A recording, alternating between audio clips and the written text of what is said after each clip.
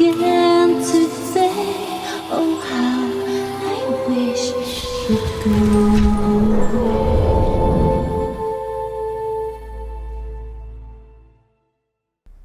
Bienvenidos, extraños y extrañas. Entrad libremente por vuestra propia voluntad y dejad parte de la felicidad que traéis. Mi nombre es Estela Nayat y hoy vamos a hablar del caso de Robert Ledru, un detective francés del siglo XIX. Ledru se encontraba investigando un caso cuando empezó a darse cuenta de que todas las pistas indicaban que él era el culpable. Intrigados, acompañadme en esta misteriosa historia. Pero antes no olvidéis suscribiros a mi canal para ver más vídeos como este, darle a la campanita de notificaciones para que os avise cuando subo un nuevo vídeo y seguidme en mis redes sociales. Bajad las luces, subid el volumen y ahora sí, comenzamos. El caso del detective Robert Ledru.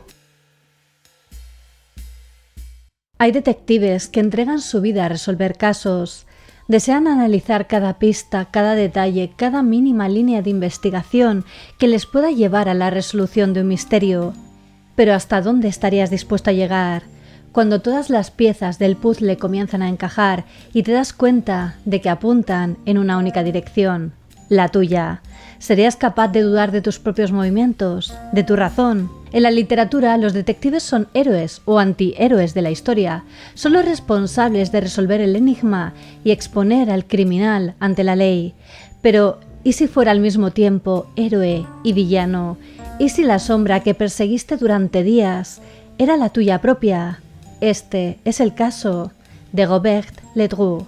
Pero empecemos por el principio.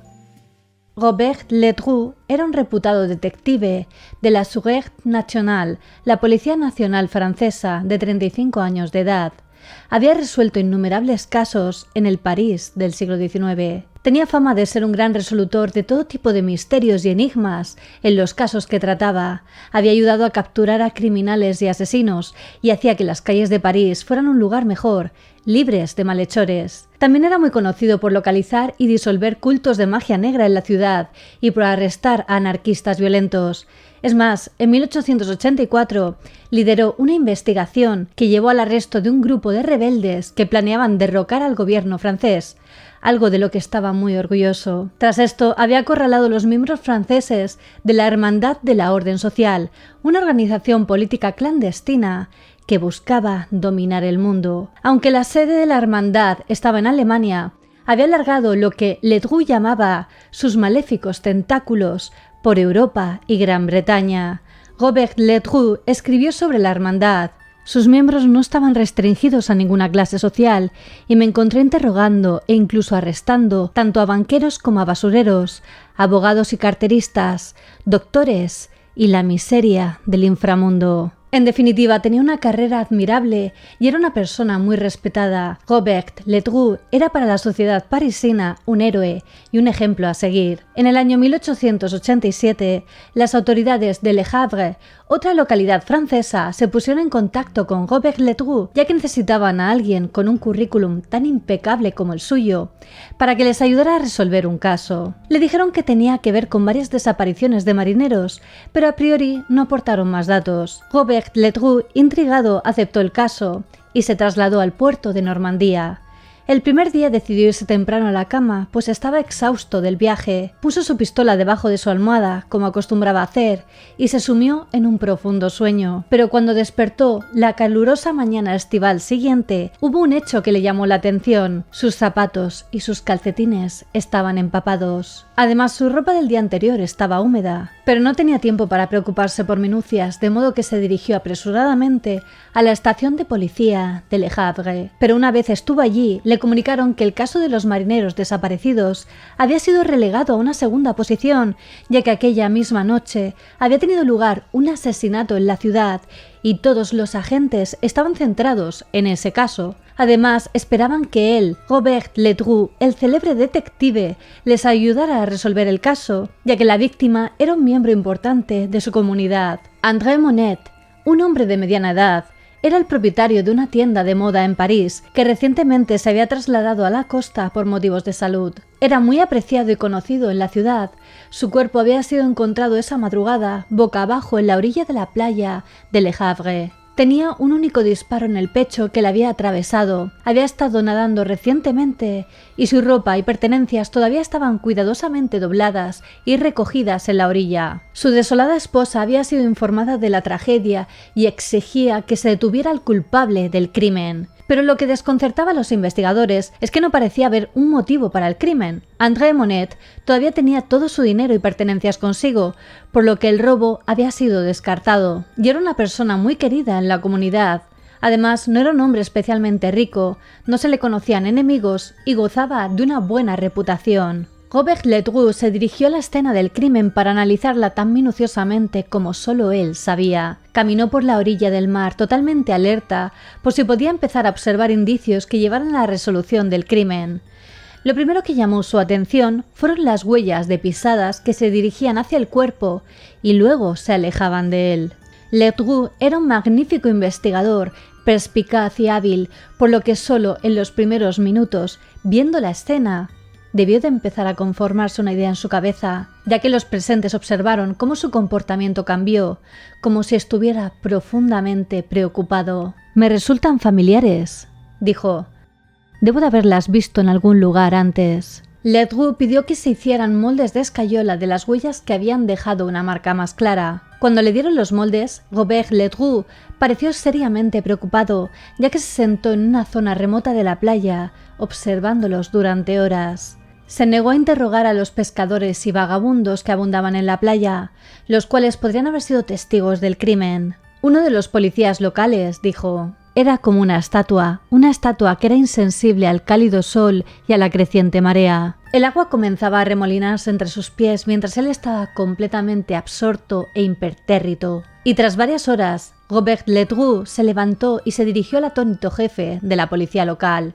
Le anunció que ya había resuelto el caso y que no había necesidad de seguir investigando. Dijo: «No hay necesidad de estar aquí más tiempo. El caso está resuelto. Sé la identidad del asesino». Entonces se dio la vuelta, se dirigió a su hotel y se encerró en su habitación hasta la mañana siguiente. Todo el departamento de policía estaba intrigado y expectante. Monsieur Ledru lo había hecho de nuevo. Había resuelto un nuevo caso sin tener apenas pistas. Pero ¿cómo podía estar tan seguro de lo sucedido? Al día siguiente se dirigió a ver al jefe de policía, el cual le informó de que ya habían recuperado la fatídica bala entre la arena de la playa. Ledru le dijo: «Bien, esa es la última pieza de la evidencia que necesito. ¿Me permite verla?». Cuando el jefe de policía le entregó la bala, Robert sacó su pistola alemana, una Parabellum, popularmente conocida como Luger, y comparó los cartuchos. Su gesto se volvió aún más devastador. Comparando ambos objetos, dijo dramáticamente: «Justo como pensaba. No debe buscar más a su asesino. Está justo aquí. Yo soy el hombre que disparó a Monsieur Monet». Esta noticia pilló completamente por sorpresa al jefe de policía. No entendía nada y desde luego no esperaba escuchar eso. ¿Cómo podía ser posible si Ledru no recordaba haberle quitado la vida a aquel hombre a quien ni siquiera conocía? Viendo la comprensible confusión del jefe de policía, Robert decidió explicarle su investigación. En primer lugar, había deducido que al asesino le faltaba el dedo gordo del pie derecho por las significativas huellas que había dejado en la arena. Las huellas parecían ser de unos pies que portaban únicamente los calcetines, por lo que era fácil notar la ausencia de uno de los dedos, y él sabía qué aspecto tenían este tipo de huellas, porque a él mismo le faltaba el dedo gordo del pie derecho, y los moldes de las huellas encajaban a la perfección con sus propias huellas. Robert Ledru había hecho un molde de su propia huella para cerciorarse del todo, y coincidían a la perfección. Además, había recordado que se despertó con los calcetines y los zapatos empapados, sin saber por qué. Cuando todas las piezas comenzaron a encajar, regresó a su hotel y revisó su pistola, la cual siempre llevaba completamente cargada, y efectivamente le faltaba una bala. Tras compararla con el cartucho encontrado en la playa, llegó a la conclusión de que no había ninguna duda de que el disparo venía de su propio arma y que era su mano la que había disparado el tiro. No le quedó más remedio, siendo el hombre honrado que Robert Ledru era, que regresar a París y exponerle el caso a su superior. Le contó la historia, le mostró todas las evidencias, los moldes de las pisadas y la bala. Le contó sobre sus calcetines y sus zapatos mojados. Además añadió que el arma del crimen era de origen alemán. Mi propia arma es de manufactura alemana. No solo eso, es, de hecho, la mismísima arma del crimen. Tengo al asesino y las pruebas, pero carezco del motivo. Fui yo quien mató a André Monet. Pero aún quedaban muchos interrogantes en el caso. ¿Cómo y por qué había sucedido esto? ¿Cómo era posible que Ledru no recordara nada, pero que fuera innegable que él era el perpetrador del crimen? Robert Ledru estaba seguro de que él era el asesino, pero también tenía la certeza de que no sabía lo que estaba haciendo. La única explicación que podía darle es que estuviera dormido y actuara bajo un estado de sonambulismo o trance, de modo que decidió exponer su hipótesis de los hechos y reconstruir el asesinato paso a paso. Según él, el asesino se habría levantado en mitad de la noche, se habría puesto su ropa, los calcetines y los zapatos, habría salido de su habitación por la ventana, ya que se trataba de un primer piso, tal cual era su habitación en el hotel. Entonces se dirigiría hacia la playa, donde se quitaría los zapatos y caminaría por la arena, hasta encontrarse con Monsieur Monet, el cual coincidencialmente estaba dando un paseo de medianoche tras haberse dado un baño en el mar. Quizá habría iniciado una conversación con él. No estoy seguro de lo que se habría dicho. Quizá el asesino había hecho demasiadas preguntas y los hombres se enzarzaron en una pelea. Quizá Monet sin quererlo le irritó o le molestó. ¿Quién sabe? Todo lo que sé es lo que sucedió después. Según Ledru, el asesino levantó el arma, disparó a Monsieur Monet en el pecho y abandonó a la víctima en la orilla. Tras esto se dirigió de nuevo a su habitación del hotel, presuntamente, volvió a escalar por la ventana y devolvió la pistola a su lugar, y tras esto se metió de nuevo en la cama. No pienso que el asesino supiera lo que hacía, creo que era sonámbulo y cometió el asesinato en trance. El hombre está enfermo, muy enfermo, y fácilmente podría volver a matar de ese modo.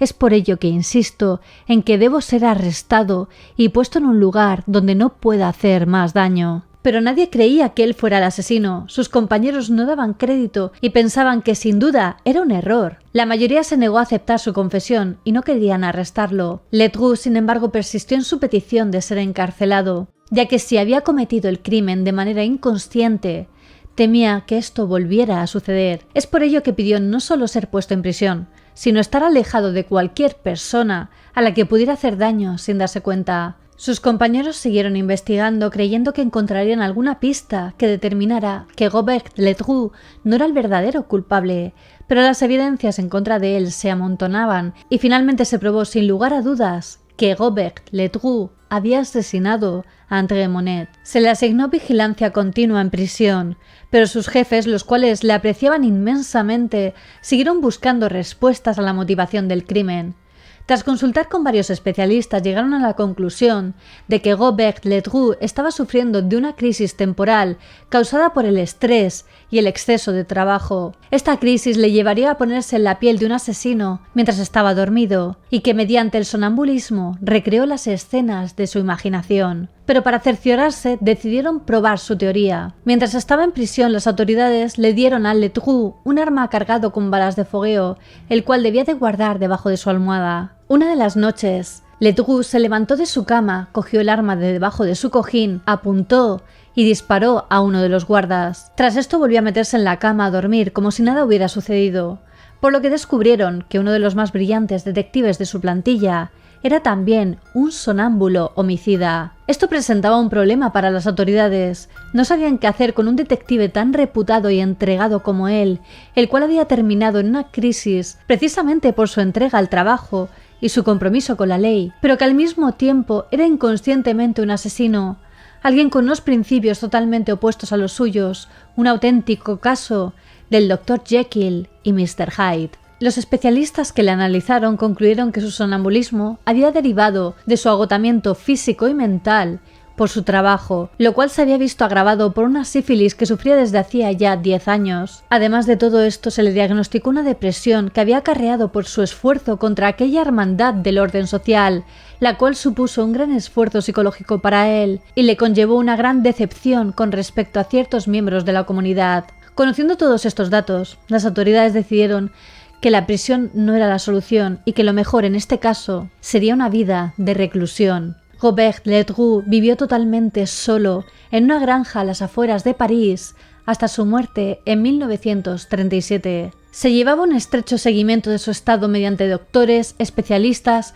y personal armado que pudiera defenderse en caso de que perdiera la conciencia y la voluntad sobre sí mismo. A estos les contaba a veces su extraña historia, la historia de un detective que se capturó a sí mismo. Y bueno, hasta aquí el caso. ¿Y vosotros qué pensáis? ¿Fue como Robert Ledru dijo en su hipótesis? Decídmelo en los comentarios. Quería agradecer a mis mecenas de Patreon por el apoyo que me brindan. Sin vosotros no sería posible. Si vosotros también queréis apoyarme, os dejo el link a Patreon en la descripción, donde también podréis ver los beneficios de cada nivel. Y quería hacer una mención especial a los miembros de la Orden del Dragón: África C, Alejandro Rebón Portillo, Acatisia, Yolani Olano y Tristania Wolf. Muchísimas gracias por vuestro apoyo y por ayudarme a seguir creando estos vídeos. Y ya sabéis que aprecio a todos mis extraños y extrañas, ya seáis nuevos o antiguos extraños del canal. Como siempre, me ayuda mucho que si os ha gustado el vídeo lo compartáis en vuestras redes sociales. Dadle a like, así sabré que queréis que haga más vídeos como este.